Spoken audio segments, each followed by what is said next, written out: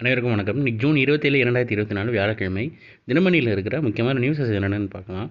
Headlines என்ன கொடுத்துருக்காங்கன்னா, மக்களவை தலைவரானார் ஓம் பிர்லா. 18வது மக்களவையின் தலைவராக பாஜக தலைமையிலான தேசிய ஜனநாயக கூட்டணி NDA சார்பில் நிறுத்தப்பட்ட ஓம் பிர்லா தொடர்ந்து 2வது முறையாக தேர்ந்தெடுக்கப்பட்டுள்ளார்னு தெரிவிச்சிருக்காங்க.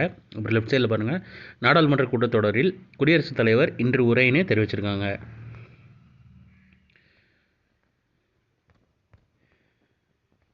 அடுத்ததான் இன்றைக்கான திருக்குறள் என்னன்றதை பார்த்துருவோம். இதனால் இவன் முடிக்கும் என்றாய்ந்து அதனை அவன்கண் விடல். இந்த தொழிலை இக்கருவியால் இன்னவன் முடிப்பான் என்று ஆராய்ந்த பிறகே அத்தொழிலை அவனிடம் ஒப்படைக்க வேண்டும்னே வினையாடல் தெரிந்து வினையாடல் அப்படின்ற அதிகாரத்தில் திருவள்ளுவர் சொல்லியிருக்காரு.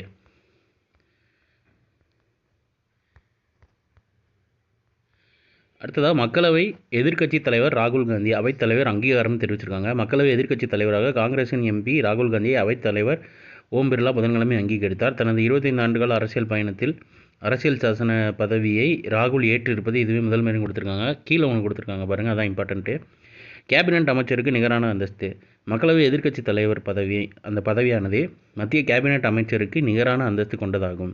லோக்பால், தலைமை தேர்தல் ஆணையர், தேர்தல் ஆணையர்கள், CBI இயக்குனர், மத்திய ஊழல் கண்காணிப்பு ஆணையம், மத்திய தகவல் ஆணையம், தேசிய மனித உரிமைகள் ஆணையம் ஆகியவற்றின் தலைவர்களை நியமிக்கும் குழுவில் இவர் இடம்பெறுவார். நாடாளுமன்ற MP என்ற முறையில் வழக்கமான ஊதியம், படிகள் மற்றும் சலுகைகளுடன் கேபினட் அமைச்சரை போல் செயலக உதவியும் பெற தகுதியுடையவர். அரசு இல்லமும் ஒதுக்கப்படும்னு தெரிவிச்சிருக்காங்க. ஸோ இன்றைக்கான இம்பார்ட்டன்ட் நியூஸஸ் அவ்வளோதான். இதோட ஷார்ட் அட்வைஸ்னால் 1 minute கரண்ட் அஃபேர் நம்ம சேனலில் இருக்குது, வேணுங்கிறவங்க அதை யூட்டிலைஸ் பண்ணிக்கோங்க. மேலும் இன்னொரு நியூஸில் சந்திப்போம். தேங்க்யூ.